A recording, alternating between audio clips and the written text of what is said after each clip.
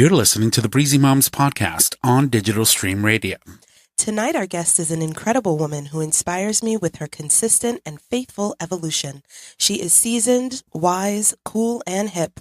She is like so many of the aunties in my community who have the quiet confidence of a woman who has experienced it all and still rises each day, defying the odds and expectations of the world. So stick around. This is going to be good. Hey everyone, you're listening to the Breezy Moms podcast, a weekly show that chronicles the adventures of motherhood. I'm Candace. Now let's start the show. Hey. Hey. Is that you, girl? Is that you who she's just I was listening, I'm like, who's she talking about? Welcome, everyone, to another episode of the Breezy Moms podcast. It is Thursday. It is. We were expecting rain, but it was gorgeous outside today. It really was. And it's been an amazing week. So how are you, Candace? I'm good. Thanks for joining us live on Facebook That's and right. listening in every week. Every Thursday on all the places. On all the things. Thanks so much. I'm so excited to be here. I took a shower.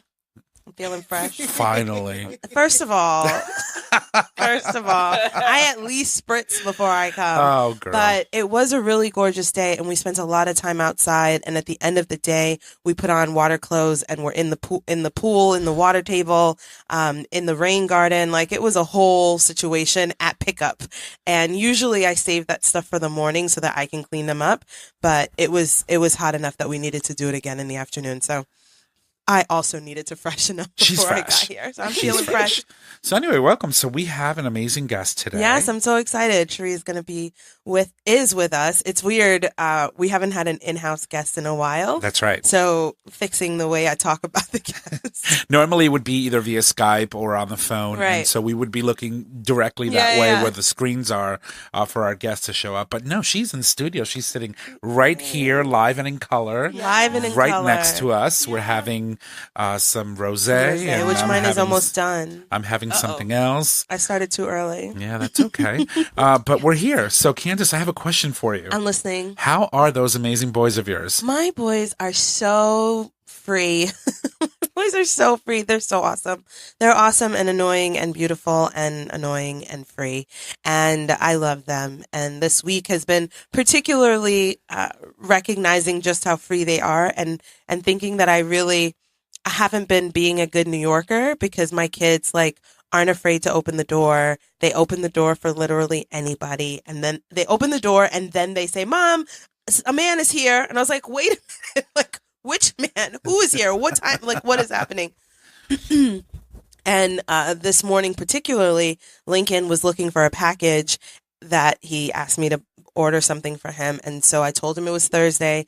And this morning he was looking for it. And then I heard him talking. And then he was gone for 3 or 4 minutes, and I called him and he didn't respond. And so when he came back through the door, because I'm trying to give him a little bit of space and I knew he was right out there, I was like, what's going on? He was like, "Oh, I saw Miss Yashvin walking. I just walked with her. And then I said hi." And I was like, "Listen, you don't get to just leave the house and do whatever you want to do.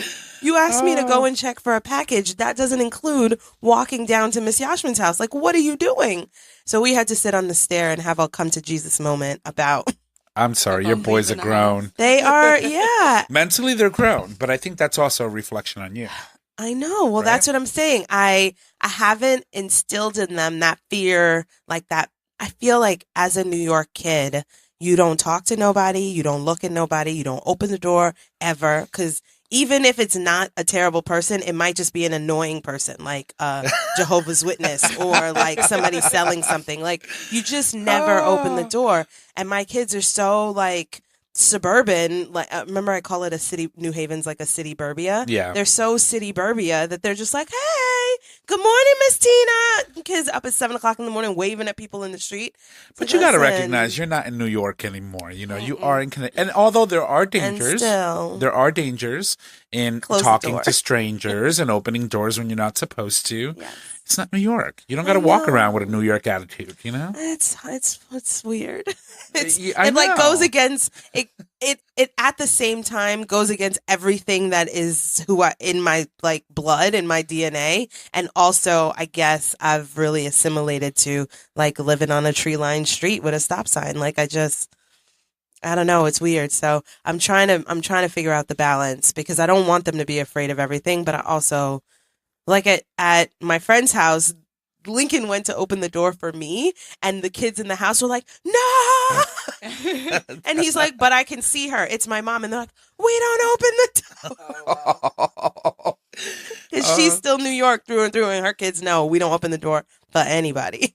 Well, I mean, again, it's a really good lesson to, to teach your kids because safety, first and foremost is important. Mm-hmm. You want to make sure you still have kids at some point throughout their lives. Yeah. And so, yeah, you have to talk to them about it. But I think that, is it necessary? Do you think, I think maybe this is a really good conversation. Do you think it is necessary to instill fear in children with mumbo jumbo?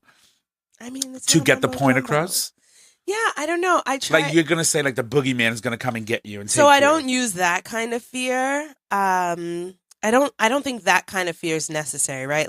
I would never say, the monster's going to get you if you don't eat your broccoli. I don't do that kind of thing. It's more like, I told you, Emery thinks that the lightest touch is a pinch because I set it up to be terrible. I was like, if you don't stop it, I'm going to pinch your butt. And he doesn't. And so then I pinch him, but it's literally it's like a kiss with your fingers. But because I set it up that way, he goes, oh, don't hurt my body. I was like, listen, dude, you don't even know what hurt looks like. I am not beating you. You don't know what a beating is, but you think you do, right? So for now, I feel like that's good enough. Yeah. That's good enough. But this morning I was sitting with Lincoln on the stairs outside, I don't know, it felt like a sitcom, but we're sitting on the stairs and I was like, hey, you can't do this because if something happens to you when you are not in the place where I think you are and you're hurt and you're calling for me, I won't know. I won't be able to hear you. I won't know to look for you. I won't be able to get to you because I thought you were in the playroom watching a show. I didn't know you were on the corner saying hi to Miss Yacht. I didn't know that's what was happening. He just walked down the street. Now, it was only 2 houses down. Don't call CPS. It's fine. But so I try to talk to him like a real person, probably too old. He's only 5, but I try to have come to Jesus moment with him that doesn't involve scare tactics, but says, I was like, you're at the stop sign and look, as we were sitting, cars were driving fast. We live on a secondary street, not our street, but at the end of our street. It's like, look at how fast they're going. If one of them makes a mistake and hits you when you're on the sidewalk, you're going to be yelling, mommy, mommy, mommy. And I'm going to think it's somebody else's kid because of course Lincoln is in the playroom because he didn't ask me if he could go outside. Right? So I'm just trying, I say to him all the time, I am just trying to protect you. I am just trying to keep you safe. I don't say anything to you to hurt you. I would never say anything to hurt you. I only want to keep you safe. And he's like, oh, yeah. Well, shout out to Jocelyn, who's watching us on Facebook Jocelyn. Live. She goes well, I do. Fear works sometimes. When shopping with all the boys, I tell them if I can't see them, someone will steal them. And then she, LOL, and she laughs. So, but yeah. That's amazing. I used to tell my kids they'll give them back. They're going to be like, oh, no, we took the wrong kid. The wrong one. Mommy, we back. Oh, that is too funny. So, so thank you for joining us on Facebook shout Live. Out to Jocelyn, who's at my house last night. We had a mom hangout with Yash on the porch. First, we were in front of the rain garden, and then we were on the porch with the twinkle lights. It was amazing. Thanks for coming over and hanging out. It's really cool to have mom friends who are really close by. It doesn't take a lot for us to get together. I mean, it takes a lot to get out of your house, but it's literally a 3.5 minute drive, or for Yash, it's a walk. It's a 3-minute walk down the street. And I call it, in this case, it was just the moms, but in other cases, I've had dinner with my neighbor across the street, Tina, with Yashman. I call it a mutual distraction. You have to eat, I have to eat, and neither of us want to handle our kids tonight. So why don't we just pull the food together? The kids will play with each other. We'll drink some wine, and the night will go by so quick, so fast, and we can try again tomorrow. Right? But So that works. I'm really grateful to my community and my neighborhood and my group of mom friends that I've made here in New Haven. I really love it. That's awesome. Hey, Joss. Hello. So, and so you were saying your boys, I'm sorry. And what about your big boy? So anyway, that is the big boy. That's Lincoln I'm talking about. Oh, no, I was talking about your big Oh, boy. the big one. So he's good. He's good.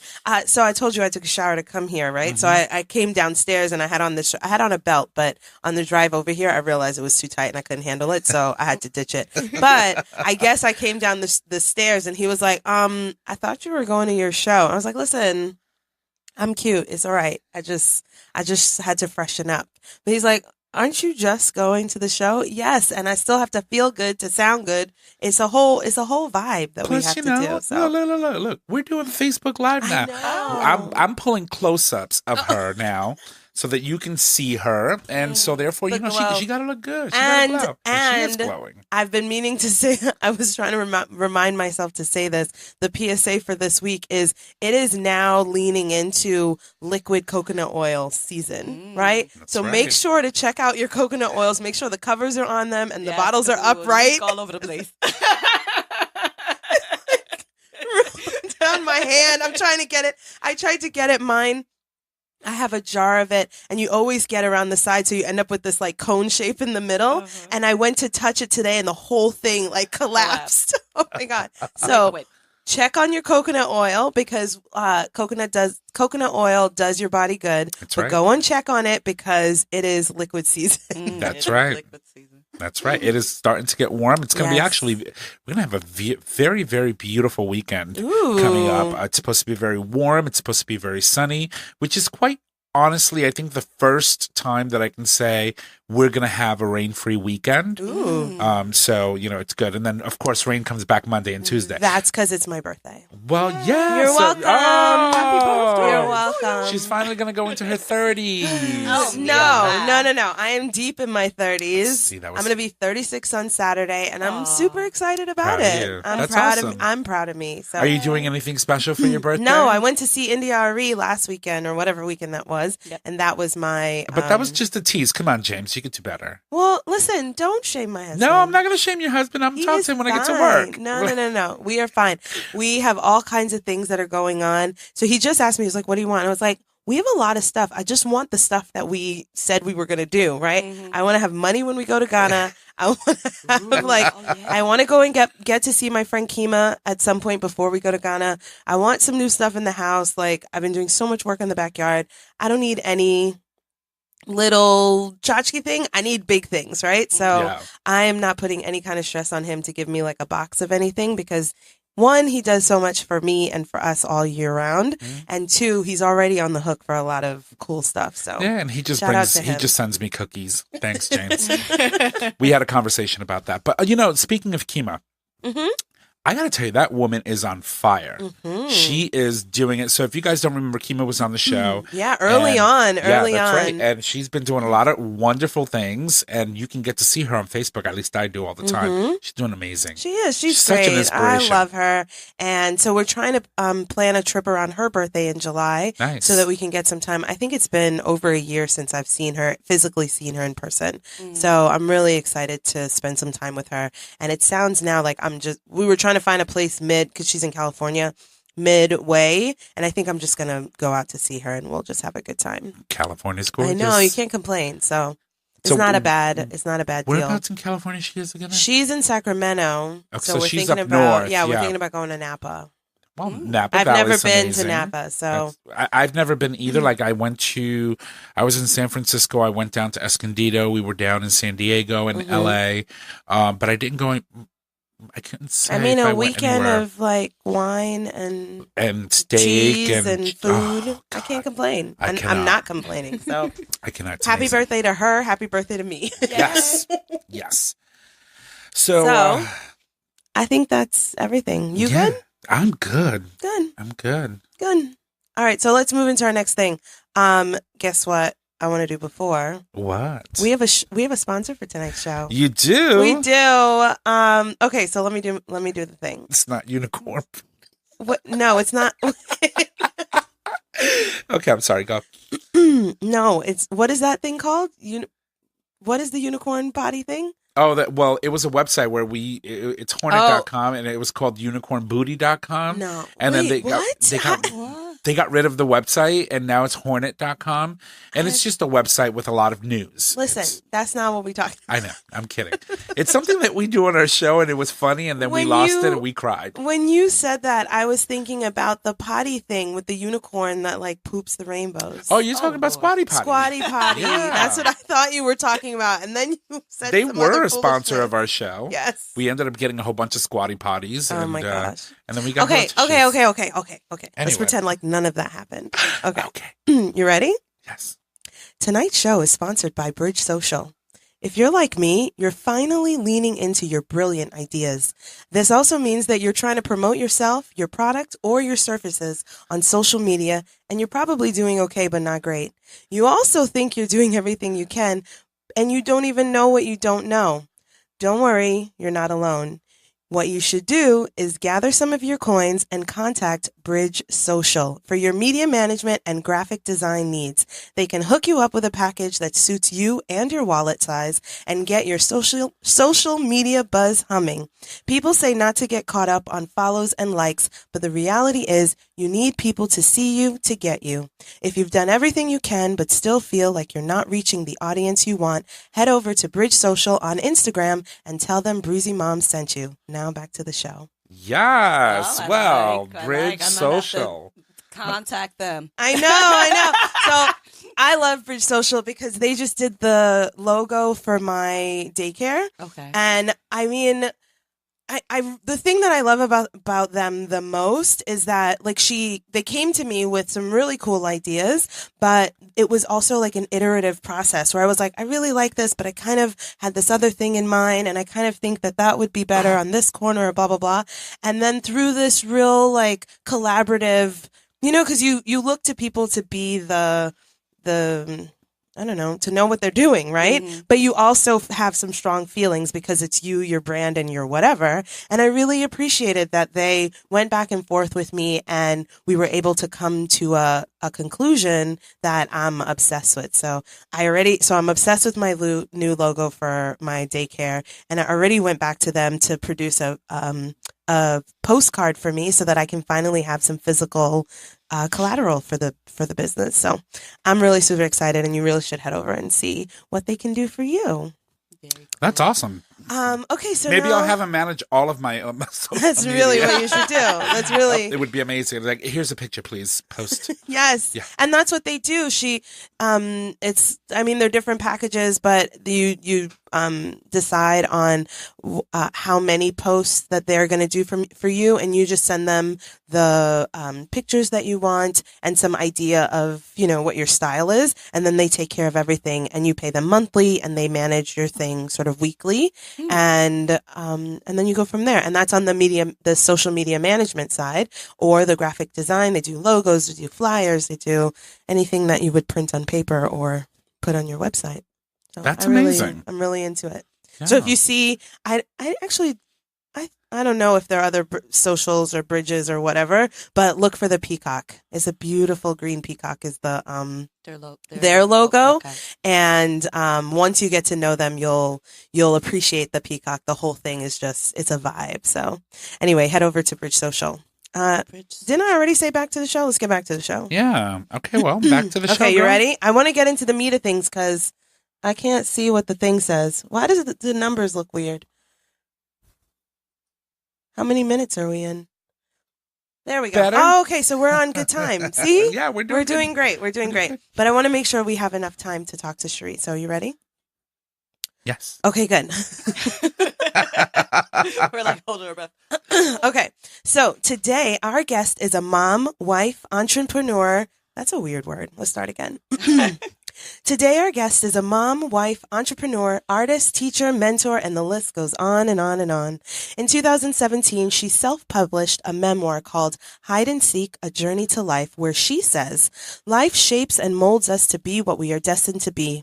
Oftentimes, we hide behind masks, afraid to show the world our authentic self, and we face many trials along the way. On this journey to life, shame and guilt cloud our vision, causing us to retreat into hiding. It is not until we face the man or woman in the mirror and learn to embrace who we are that the real you is revealed.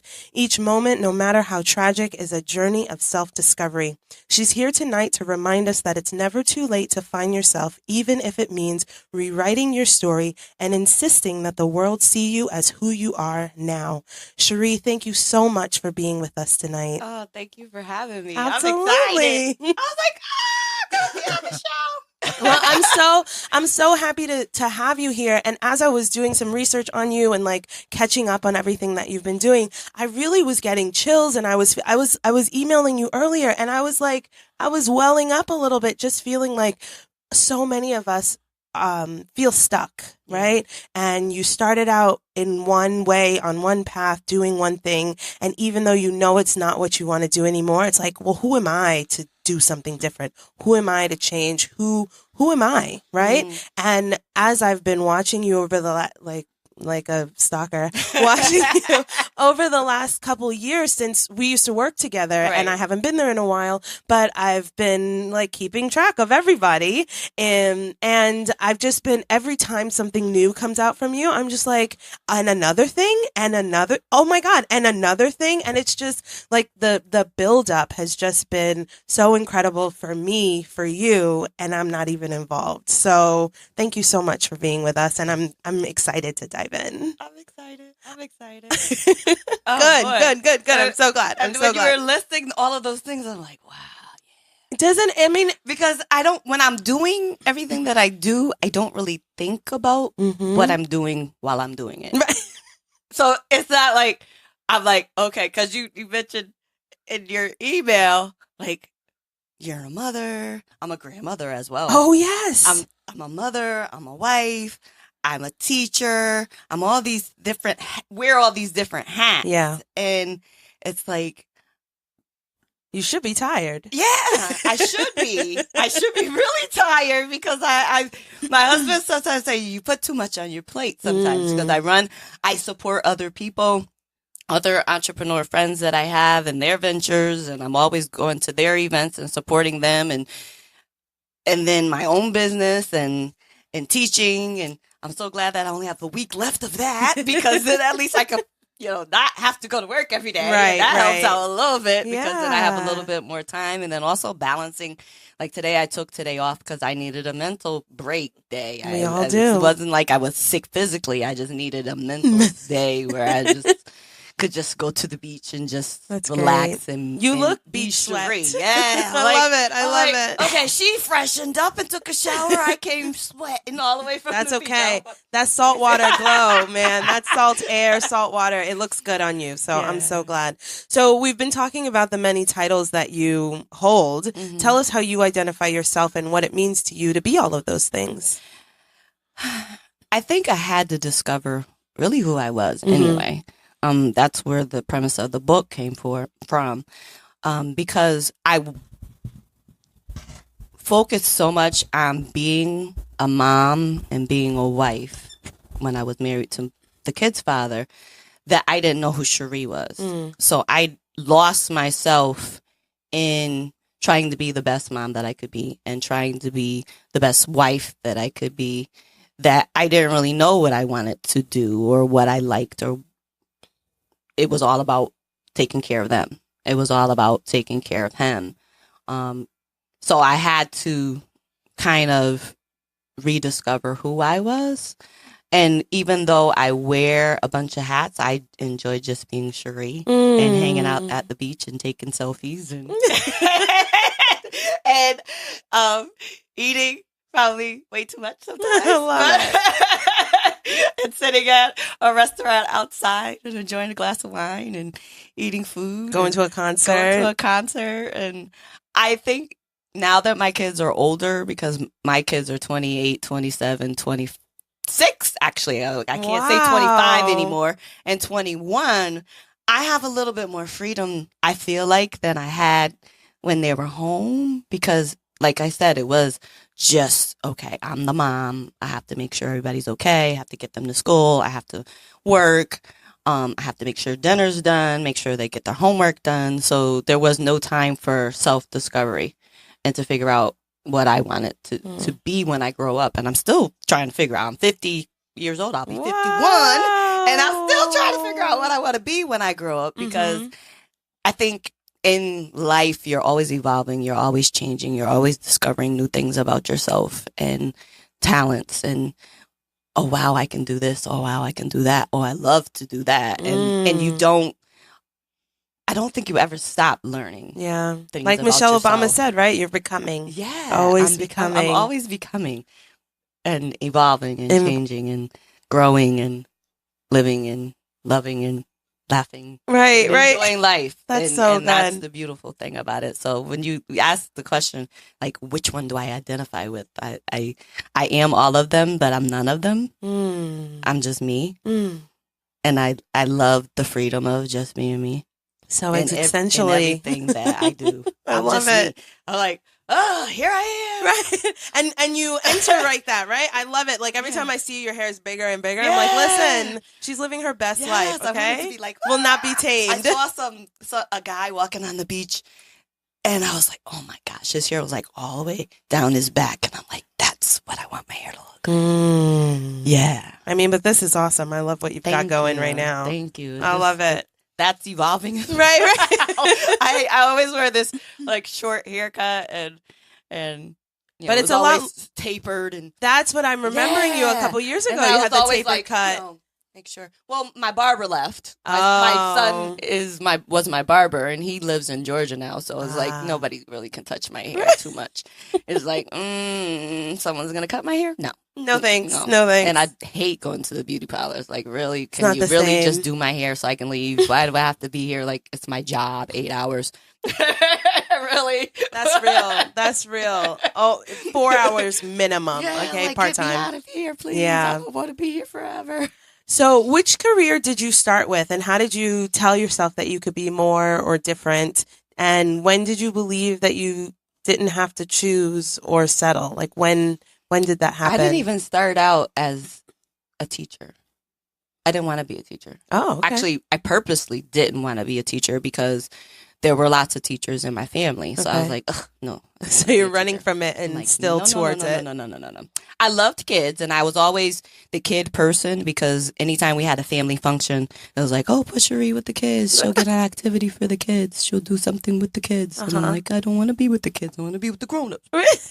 And I would pout, but I would be with the kids, and it was cool. I enjoyed being with the kids. So I figured, okay, I'll be with the kids and I'll be a pediatrician. So I went to school, and I was pre-med at first, and then I was like, ew, guts and Blood. Blood and dissecting frogs. You're like, I thought I was just going to ask them how they feel. Yeah. There's a lot into that. Right. You know, and then I went into the science lab, and there was a bucket of cats. Oh, my. And I was like, oh, no, is that what I'm going to have to dissect next? And then I was thinking of further on to med school and a diver and everything. And I was like, oh, no, I have to do that. So I was like, I'll play with the kids that, you know, are bleeding all over the place. You're right. So I'll then sit at the kid I table. started early childhood, actually. Okay. And that's why I was looking at your daycare going, oh, my gosh. Yes, because that's actually one of the things that I would like to do, is open my own daycare. And it's just so happened my husband owns a tutoring agency, so that works out pretty well. Yeah, that's great. So we collaborate in a lot of things that we're looking to do in the future. So, but as far as starting teaching, I started out early childhood. I worked. That was very convenient when the kids were younger. So I worked that for, I would say, 15 years or so. And then when my youngest son went to kindergarten, that's when I decided to go back and get my teacher's certificate. But Connecticut didn't accept my little Florida certificate. So I had to start all over again. Oh, no. And it was a long process to get certified in Connecticut. Yeah. So I went back and got my master's, because I was like, well, I have to go back to school, or if I, need to take classes, I might as well get my master's. So I went and got my master's, and I finally got certified, and started teaching in New Haven first, and then moved over into Bridgeport. So that's where I am now. Nice. And I enjoy it, but I'm getting towards the age where my patience is wearing thin. And I'm kind of like, especially for second maybe grade. I can just paint and create and dance and sing. And that's what I liked about early childhood, because you just could be a kid. Right. And you could just play in the mud. We were playing in the mud today. Yeah, see, that's what I want to do. I want to play in the mud. I want to paint a picture. I want to sing a song. I don't, all the things that surround, as far as like, I work closely with education, different organization that I work with, Education for Excellence, and changing policies and working towards more diversity within the school system and different things that I do as far as that is concerned. And there's so much that goes into being a teacher, and so much as far as the evaluation and the process and the certification process and all those different things that I personally would like to see a lot changed. But there's just so much that goes into it. I just want to have fun and play with the kids and teach them in the process, but not have to deal with all the politics and all that other stuff. I know, it's tough. Yeah. It's tough. And when did you start doing art? I've always done art. I'm like, you're doing sip and paints now? You're doing I've always summer painted. Program for art? Like, how did you... I've always painted. Mm-hmm. Even when I was a teenager, I made a comic book. And it didn't go anywhere, but underneath my toy chest. Right. And then when I went to college and I came back home, I'm like, Mom, where's my book, sketchbook? And she was like, oh, yeah, I cleaned your room. I'm like, oh, no. Mom, I'm sorry, Mom, but I had to tell that story. Because I was still kind of heated about that one. I'm like, okay. So the comic book was gone, and I drew all these characters. So I've always painted and drawn, and even when I would decorate my house, I would see paintings. I would go, oh, my goodness, that's beautiful. And then I look at the price, and I was like, no, I can paint that. I'm like, no, I can paint that. That's so great. I would paint. And my husband, I love you so much. He actually was the one that catapulted a lot of what I'm doing now, as far as my book and my business. Because he was like, Bae, you're so creative. Mm-hmm. And I'm like, yeah. It's amazing when you have a supportive partner. Yeah, and I'm like, he's not afraid of you being great, Yeah. Like, he's like, go, baby, go. Yeah. Go, baby, go. What else you gonna do? What else you write another book? What else do you want to do? I mean, it's good for the family brand. So he was like, start your own business, and I was like, doing what? He was like, sell your art. I'm like, nobody want to buy my art. And he was like, you'll be surprised. Yeah. And I was like, okay, yeah. So it started with that. And I had my first vending event for Women's Month at Black Wall Street. Mm-hmm. And I do a lot of those vending events. Mm-hmm. In New Haven? In Bridgeport, actually. In Bridgeport. I did one in New Haven recently, but it started in Bridgeport. Mm-hmm. So I did that event, and I sold a painting. And I was like, oh my gosh, somebody bought something that I painted. So I sold a painting, and then I always loved, and I'm going to give a shout out to Alicia Cobb, because she is a phenomenal artist. Mm. And I've always loved going to her sip and paints. And I was like, this is cool. I like doing this. I was like, maybe I can do these too. And then I felt kind of bad. So I was like, oh no, she's going to not like me anymore. So I kind of was like, okay. So she was like, go for it, girl. Go for it. Do it. Do it. There's more than enough for all of us. She was like, yeah.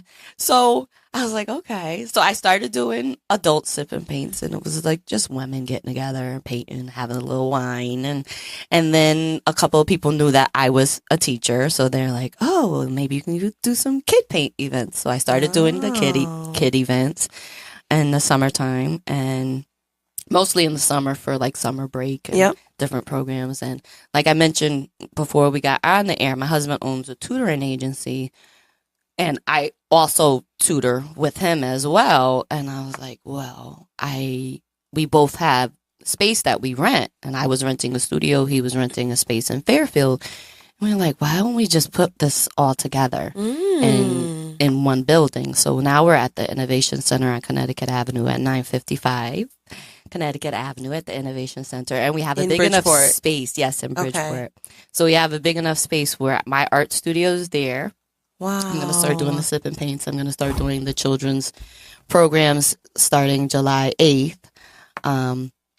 with the kids to do different things as far as the arts are concerned, whether it be writing poetry or painting. I'm going to also incorporate science and math and language arts into, reading stories, either about artists, or I like to do a lot with empowerment, and especially with little Black girls loving and embracing who they are and the way they look, and not wanting their hair a certain way, which a lot of my students wear their natural hair now. Really? And they I walk love down to the hall see and they're like, that. I just fold it, and they'll go like this. And I'm like, go ahead, girl.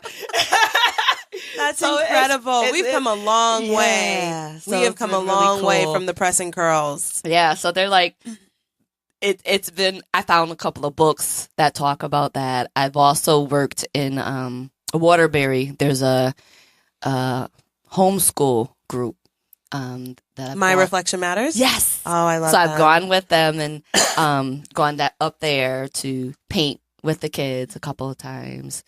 So I really am enjoying this little creative That's journey great. of doing the art and painting. And I love it. I Yeah. love it. And it's not a little thing, right? You just said you guys open a bigger space in Bridgeport. Like, it's not the a vision thing. is to open a school. That's amazing. That's our goal, our like big dream of opening a school. That's and incredible. having like meditation Ooh. and yoga for the Just kids. all crunchy and granola, art and- but brown yeah, people all style. that. I love it. I love it. I love it. I love it. And you just got to lean into every stage, right? Yeah. Because you can't get there overnight. Yeah. You get there by slowly building and like grinding and taking opportunities as they arise. And it looks like that's what you are actually really good at doing it. Like one thing leads to the next, builds and builds and builds. And before you know it, you've arrived. That's amazing. I'm so Yeah. proud of you guys. Thank I'm you. so excited. So the other thing I wanted to talk to you a little bit about is like the meat of your book talks a lot about like a difficult situation that you were in. Yeah. And women often find themselves in these in difficult situations. How did you find the courage to free yourself so that you could become your best self, who you are now? Well, I know. Well, I'm a domestic violence survivor, so my ex-husband was very abusive. Through that, I wrote poetry to deal with the different emotions and the feelings and the different things that I was going through as far as that was concerned. The book evolved out of the poetry. Okay. So the book is actually a combination of poetry and narrative. And I went over, because when I had gone through therapy and gone to talk to a counselor, I had to figure out why I kept attracting, not necessarily all of the people that I met were abusive, but in some type of form, they were either emotionally abusive or verbally, or they were controlling. And I was like, why do I keep attracting those type of people? And I had to go through a self-reflection and analyze what, not to say that I did anything to cause the abuse to happen, but what type of person was I drawing to myself? And then what kind of vibe was I giving off that I felt that people felt like it was okay to treat me any kind of way? So I had to really soul search and think about who I was and what I wanted and what I didn't want. And the story Hide and Seek is a lot of different things, because I was sexually abused when I was little. During a game of hide and seek, I was hiding in a shed, and two boys came in and molested me. And I didn't even have a word for that at that particular time when that happened, because at 8 years old, you just like, ew, that's whatever they're That's doing. weird. I don't like it. I didn't really have a word for it until I got older, and then I was like, oh, okay, me too. So I'm like, okay, that happened to me. Then I was also, after my parents went through their divorce, I became very depressed. I would carve my dad's name in my arm, on the wall. And it was very a very dark time for me. I stopped talking for a while. My mother sent a psychologist to the house, or a psychiatrist, or somebody. Some lady came to the house. That's all I know. And she was trying to get me to talk about what I was feeling and what I was going through, and I wouldn't talk to her. And then after that, I became very promiscuous after the rape, and, you know, dealing with the whole daddy issues and what I was feeling about that. And I ended up getting pregnant at 16, and I had an abortion. After the abortion, that was more depression, because the boy that actually I was having the baby by would call me on the anniversary of the baby and be like, "Oh, you killed my baby. Wow. I don't know why you did that." Da, da, da, da. I ended up actually marrying him at one point. I don't even know why I did that, because it still continued, but I felt like, well, maybe this was a chance to redeem everything. Maybe it was a chance that maybe I could change the past and make it right. And that didn't necessarily work. So I went through a lot of heartache as far as relationships were concerned. And I had to figure out why. Why was I, like, the cycle continuing to happen? And then my son, when he was 8, got hit by a car. He was in a coma. So, like, that story's not in the book. I told my son, he writes books too. I was like, look, you want to tell your story? I'm going to write the book too. So I didn't, that parts of it are in the book, but there's the journey of my life this is an autobiography. This is my life in a nutshell. It's not very many pages. And then when people finish, they're like, wait, there has to be more, because it kind of just like ends. That they're like, okay, there's more. There has to be. Right. So,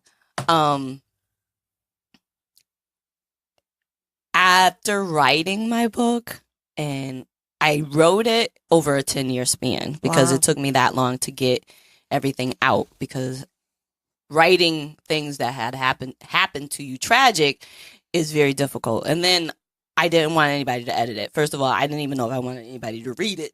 Never mind edit it. I'm like, oh no, nobody needs to read this but me. So I edited it myself. I did the photography on the cover myself. I did everything. I mean, it's such a personal story, right? Like, how could you allow anybody to edit I felt like your also life? The creative license, like certain ways that I wrote things, I didn't want anybody to say, well, fix that because that's not grammatically correct. And I'm a teacher. Like life is not grammatically correct. I'm like, I'm a teacher, so I know, how it should be, but I wrote the way I wanted it to be. So therefore, but so it took a while to actually finish the book. And there was one lady that I didn't even know I was writing a book, and she came up to me and she was like, God said, where's your book? And I'm like, what? And I'm looking at her like, okay. Who are you, lady? And how do you know about my book? I knew the lady. Actually, she's a very dear friend, Terry Smalls. And she's a very, very dear friend, phenomenal singer. And she was my choir director. So she kind of knew the things I was going through. And she was like, God told me, where's your book? And I'm like, okay, book. So I went and I started editing, and then I put it away again. And then Kevin, my husband, he was like, didn't you tell me at some point that you were writing a book? And I'm like, yeah. And he's like, well, where is it? And I'm like, well, I didn't finish it. And he said, why? And I said, because. And he said, you need to finish your book. So after 2 people telling me that I need to finish my book, I finished my book 2 years ago now. Wow. And I've sold 500 over out of my trunk. It's like, you want to buy my book? You want to buy? And at vending events, and it is on Amazon. But I like the personal interaction, talking to people.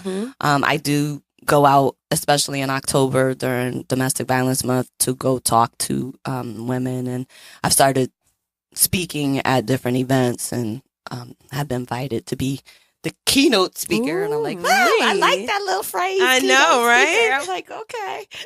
I know. So, but unfortunately, it's like your story is yours, but it's not unique, or it's not like it pains me to say this, but it's not even special, right? Like it happens to so many women, but not everybody has the courage and the strength to talk about it and to go through the sort of hopefully therapeutic process and soul searching, right? Like it's not your fault, but what is it about? What were you putting out or what were you saying to people, even unconsciously, that you were willing to accept because of your past, right? That the wrong people were just like, oh, that works for me. You know what I mean? And I think it's really hard.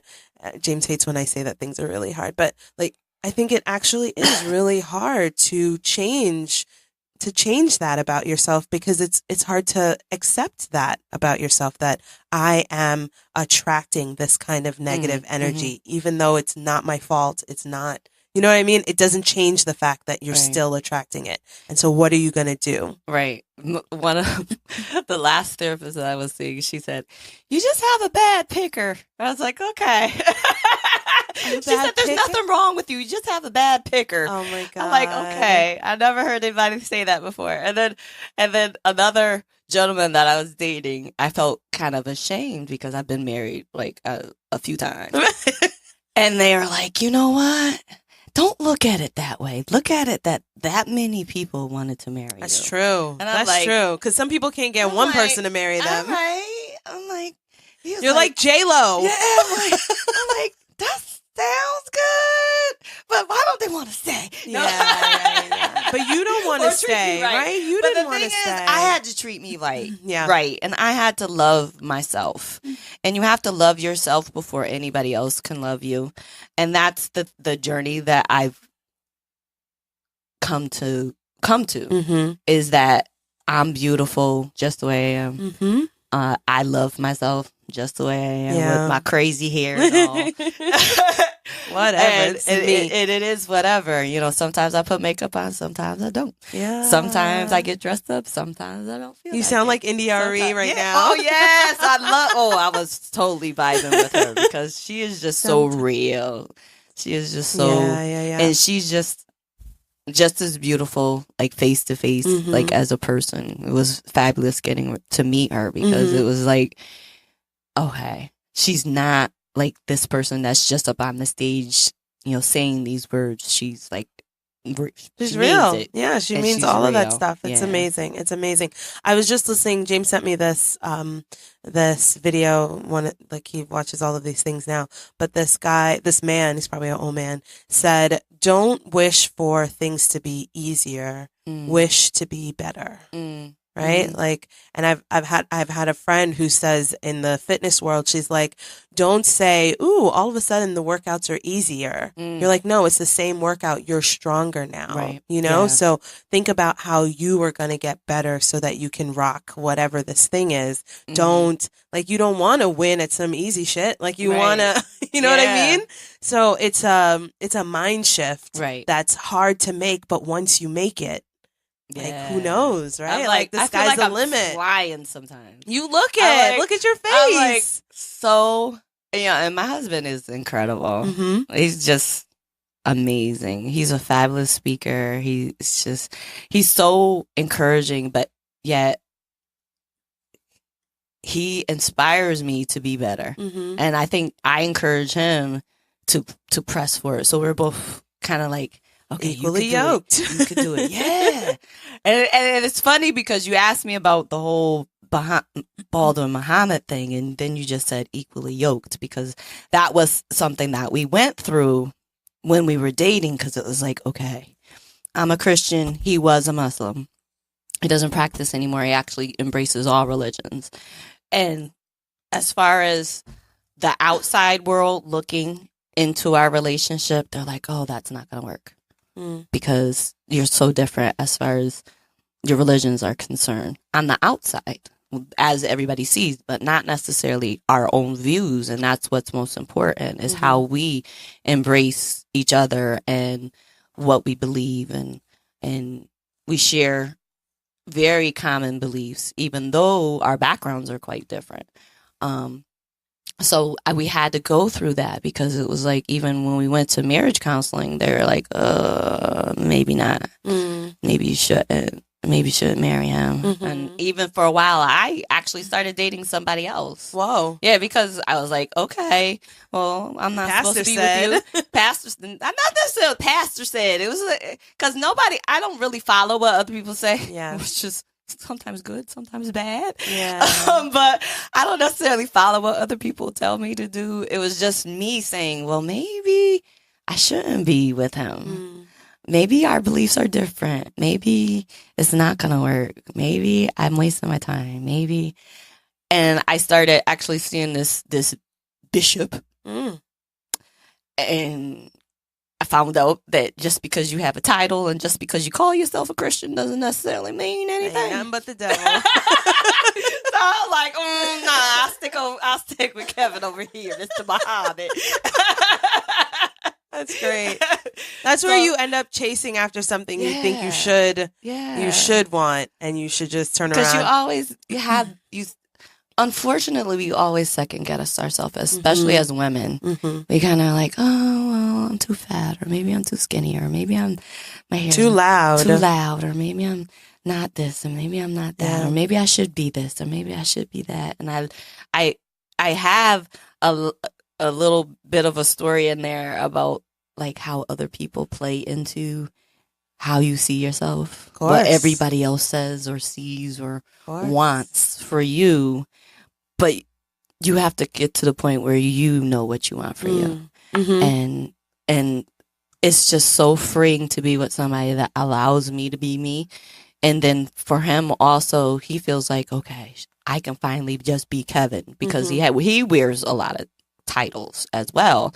And to just be free to be yourself and not have to put on these pretense and make believe that you're something that other people think you are. Of course. Of course. It's tiring. We get the power couple thing, and then we're like,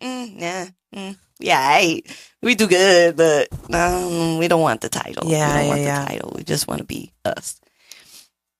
It's a lot. It's a lot. The titles are a lot, and it makes it hard to do what you do naturally because you're trying to live up to the title. Yeah. Yeah. Oh, you guys are so great. Oh, I wish, how come my husband doesn't do what? Yeah, I get it. Well, I want to chime in here, or chime in. We say chime in our show, but I want to say, I want to congratulate you first and foremost.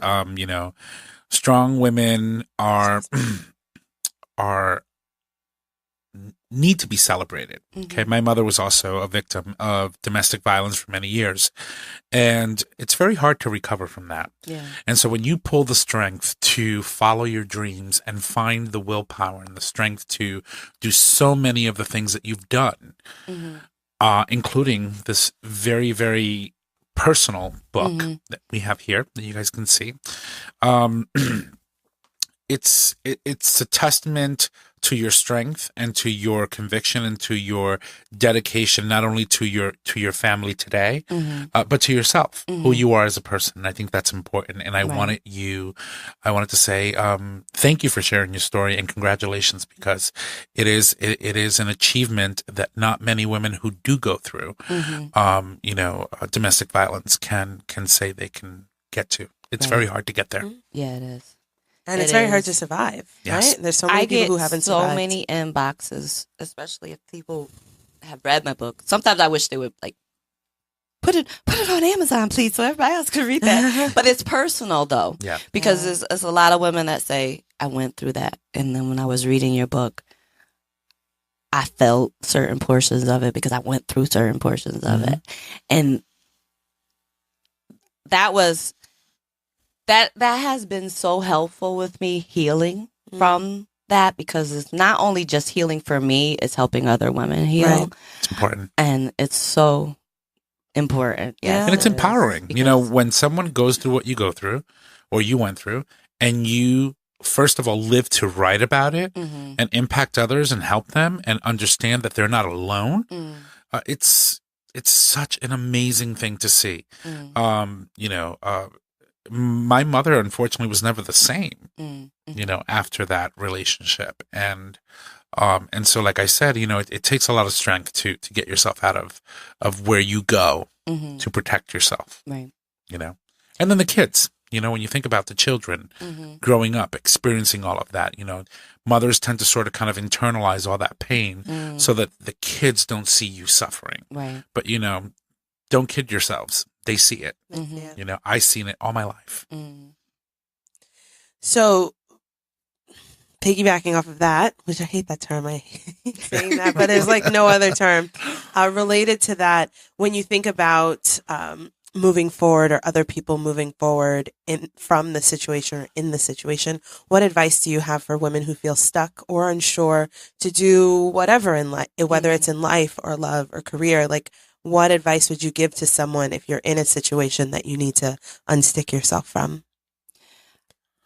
I would say don't think about it too much. Don't limit yourself. And dream. Because one thing that I didn't do is, and a lot of people do that, is they crawl up into a shell and they don't ever want to love again. They're like paralyzed and they get stuck. I was blessed enough to be in a ministry that was very supportive as far as reaching out and expressing love. And I think because of my faith in God, I was able to get through a lot more than somebody else, maybe, that may have been in the same situation. But by themselves. Because you feel so isolated and alone. And I wasn't in those situations where I felt isolated and alone, but seek help. And it's okay to get counseling, because especially in the brown community, that's like a no-no. What happens in the home stays at home. You don't talk about what happens at home. So just embrace the beauty of who you are. And a lot of times I had to look in the mirror and encourage my own self to get up out of bed, to get dressed, to, I would drag myself to church looking crazy, but I would be there. I was there. I was there. I mean, I've been totally present, but I was in the building because I felt like I needed it. But find whatever brings you joy, whatever brings you excitement, whatever makes you smile, whatever. Like today, I went to the beach and I just looked at the birds flying. And I did that. When I was going through what I was going through, I just sat at the beach. I would write poetry. I would cry. I would scream. Sometimes people would walk past like, oh Lord, what's wrong with that lady over there? I didn't care because I needed to get through what I needed to get through. So I was like, okay, I'm going to look crazy for the moment. Listen, a lot of people do not realize how grounding it is to just kick off your shoes, your sandals, and ground yourself to the sand and just listen to nature and take all of that in.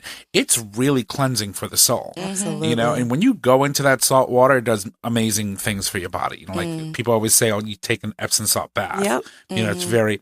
The ocean is amazing. It is. Just sitting, cleansing. listening to the waves crash against the water. I had a rock. I used to call it my rock. It's probably a lot of people's rock. And you probably know what I'm talking about. If you go to West Haven Beach, there's a rock that's way on the end, past where Jimmy's is. And you keep walking all the way to the end. And I would sit on that rock and I would just stare out into the water. And I would just close my eyes and listen to the water crash up against the rock, and I would just listen to the seagulls, and the wind would blow my hair, and I would just talk to God and feel His presence in nature. I didn't necessarily need to be in church, because everywhere we go, God is with us. No matter where we are, we can be in church, the bathroom, in here. We can be no matter where you go, it's just sitting, and I think that helped me to really connect and be present with who created me and allow me to be able to press forward and to be able to be strong, even when I didn't want to be strong, Right. and when I was falling apart. And I've attempted suicide several times, because it even got to a point where the enemy was trying to tell me, well, God loves you, so why don't you go there? Oh, wow. And Nothing but the devil. I had to sort of kind of think about that for a minute. yeah. So I'm like, wait, what? Right. So it was like I had to deal with a lot of different emotions and feelings and thoughts, and I still get, my husband looks at me, he's like, You all right? Are you all right? Because you're a little quiet. And I'm like, I'm all right. But I've learned how to cope and deal with now I'm going through menopause soon. Mhm. And I'm like, okay, this is A whole different new because ball there's game. all kinds of like It's all hormones new. shifting and changing. And I'm like, oh, I don't know what to do. That's exactly what it myself. must be And like. I'm like, okay, now I just got through the whole PMS thing and the lows and the highs and the, dealing with that. And I'm like, now I got a whole other thing that's about to come. I'm like, oh my gosh. Just when you think you've got it under control. Yeah. So it's like, it's always, like I said, life is a journey, and it's about self-discovery, and you're always changing and evolving. And, I remember when I was 36. And, the way I thought back then, and now it's just so freeing being 50. When I turned 50, I was like, yes. Me. I have this. This is, I got it now. And then sometimes I go, wait, no, I don't. Listen, you blink and you miss so much. It's like, I still have a hard time believing that 1985 was 30 years ago. Yeah, that's a thing. I feel like it was just yesterday, and I'm like, what happened to time? Yeah, people in our age bracket think the 90s were 10 years ago. And really, It it wasn't. really wasn't. No, it wasn't. It wasn't. And it just goes to show you that, you know what? Time waits for no one. Mm-mm. So grab it by the balls and get your strength from wherever you can. Yes. Dig deep, talk to God if that's what you want to do. Talk to your inner soul. Talk to the rock if that's what you got to do. But find what it is that you love. Find what it is that you have a passion for, and go do that, because you'll be better for it in the long run, and other people will benefit from your experience and come out of that other side much better for it. Yes. Like, seriously, it doesn't wait for anyone. So don't watch time. Don't sit on your butt and just sit there and let time pass you by, because it sounds corny and stuff because you just things that people say, but it's true. It is. There's a reason it's a thing. Yeah. So, Cherie, what's next for you? Where can people find you? Oh, I'm all over Facebook and Instagram. Nice. Cherie Baldwin Muhammad. Divine Creations. We didn't even talk about the art that much, but Divine Creations LLC, because there's a bunch of Divine Creations, and you'll see my face. Okay. You see the hair. Yeah, you see my the hair, and I have a little flower. That's in my hair. I tell you, I could see you from my balcony seat. I knew where you and E were because I could see your afro from the balcony at the concert. I was like, I see them. Wait, I'm trying not to begrudge Cherie, them. There's her hair. Yes, I love it. I love it. So when you see her, you'll recognize her. So on Facebook and then on Instagram. So Cherie Baldwin Muhammad and on Divine Creations. and Divine Creations, and on Facebook you can also go on Hide and Seek: A Journey to Life, and Hide and Seek: A Journey to Life is also available on Amazon, and it's also what is that called? Plug away. The It's ebook on thing? all the Audible. ebooks. No, it's not an Audible, not an because I Audible. haven't done the Audible yet. But you Okay. can get it on the little tablet where you can read it on. Oh, like Kindles. a You can do Kindle. the Kindles. The little tablet thing. I am technically challenged altogether. You It's need like, Bridge I need Social. that lady that does You the need Bridge websites. Social. Yes, I do. Bridge Social. I do pretty good with the social media as far as like promoting myself and doing different things as far as that is concerned. But websites, oh Lord, I need to figure out. I need help. I Need tried on the little, what is it? The Wix. Wix. Ah, I knew it was looks Wix. horrible. Oh, no. It's cute for, But it's not great. the fact that I did it myself, but You got to start somewhere, okay? You got to start somewhere. This is cute. I did a pretty good job. I don't know, but I tried. Oh my But God. I don't tell too many people. It's like, Oh my God. don't go on that one. Well, Cherie, thank you so much. I can't thank you enough. Thank This has been an incredible conversation. There's so much to learn from. I find that there's so much for me to learn from the like wise, experienced aunties around me. Like I have so many great people around me, and I really enjoy learning from. I've really enjoyed this time, and I encourage all of us, right, to make sure that you are talking to the people around you and checking in with people, right? Like making sure that you're checking in on your friends, your moms, your aunts, your sisters. I mean, your brothers too, but make sure that you check in on each other because sometimes the smile is just for show. Yeah. And we really need someone to say, hey, like, but how are you? Right. Like, for real, how are you? Right. You know what I mean? And usually James just said he asked somebody that and they were like, I'm holding on by a thread. And he didn't know what to do with that. He's like, yeah, because people don't know what to do. You usually just say, I'm good. I'm fine. Yeah. I'm fine. Well, what do you do when people tell you they're not? Yeah, so ask for real and then be prepared to listen. If that's all that's necessary, just like listen and be supportive of the people around you, because if you're not with the group that you have, then where do they go? Where do they go, and where will you go when you need? So thank you so much for all that you do for us and the community. You and Kevin are doing an amazing job. And so if you're looking for some tutoring, look out for them in the Bridgeport area. Muck Mud Ink. Muck Mud Like Ink. stuck in the mud. Stuck in the muck in the mud. Muck The mud. muck in the mud. I love it. So again, MUDD. thank you so much. And come back anytime. Whenever you have another thing, come back Okay. anytime and we'll talk about it. All right. All right? That sounds super. All right. So let's wrap up the show. Let's bring it home. So You do ready? we have our hashtag Mom So Hard? Oh my pick of the God, week? we do. Okay, so I'm just going to go ahead and admit that. So here's the thing, okay? TMI moment. When you have something that hurts you, you should just get rid of it. And I feel like it's a timely tip given the conversation that we just had, but like legit, I have on a bra that I never wear. It's always in the back of it's always in the back, right? It's Yeah. always in the back. And I haven't worn it in so long, but I was getting dressed quickly and I don't know where my clothes were because like I was rushing, right? And so I just said, oh, let me put that on. And literally I've been sitting here in pain all this time because this is the worst. There's a reason why it was in the back, but you keep holding on to some shit because you're like, oh, maybe, I have some of those. maybe it will, like whether it's your, in this case, it's a bra, but like it could be a pair of earrings or a ring or a dress or a pants or like the button stabs you in the, like wherever, like you should just let go of it. And I'm a hoarder by genetic code. Like Newsflash. If it hurt you the first time around, It it's is gonna going hurt to you the keep second time. hurting. And the third. That hurt. Don't keep the shoes. Don't keep the makeup that like stung your eye. Whatever the thing that hurt your head, like whatever it is, just at the end of the night of that first shitty night when it was shitty, like get rid of it. Be like Elsa. Let it go. Let it go. I can't take the pain anymore. Oh my God.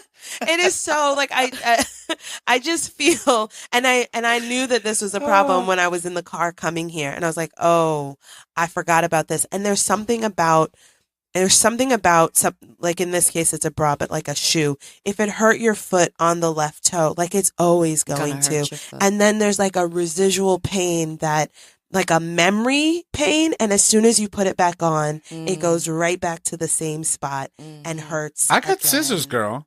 I mean, if you don't mind going home, I think I will go home free swinging, okay? Because I swear to God, I was trying to do my best, like professional. I can make it through this moment. Like, but but why? You're sitting here with another woman and a gay man. Take the darn bra off.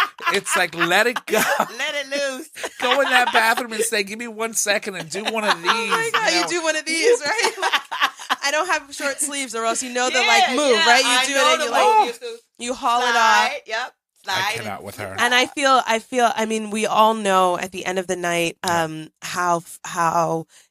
freeing, but also necessary it is to take off your bra. I was actually talking to a friend who's got her in-laws are visiting with her for like an extended period of time. I don't know, 6, 8, 12 weeks. I don't know. They're here a long time. Way too long. And she was like, her husband can't understand that you just like, it means in the morning when I would have just gone down to get my coffee, I have to be ready, right? I have to be dressed appropriately because your parents are here.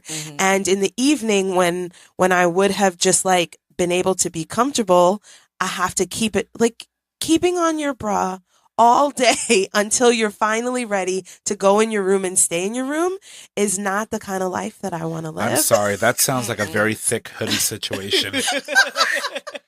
You need a vest or a robe or something. Get moaning. But like it's a thing. It's a thing that only women, I feel like men don't understand. They're just like, oh, blah, blah, blah. But at the end of sometimes I can't find my bras because at the end of daycare when everybody leaves and the hour is up, it comes off wherever I am. Kitchen, bathroom, office, living room, wherever, okay? Because it's just got to get off of me, right? Yeah. So that went a little further TMI than I meant it to go, but the underlying point is when something hurts you the first time, get rid of it. Right. Whether that is a bra, a person, an idea, whatever it is, just like let it go. So, on that note, I'll see you next time. We'll be in all the places. Like and share the show so that people find it and are reminded to like let go of bullshit when they need to, and come back next week and every other week after that and check out all those shows and share it with all your friends. We'll talk to you soon. Bye. Bye. This show is produced by Tom Ortiz at Digital Stream Radio. It's available for download on Podbean. Follow us at Facebook at Breezy Moms Podcast or email us at breezymomspodcast@gmail.com. Until next time, don't stress, just breathe.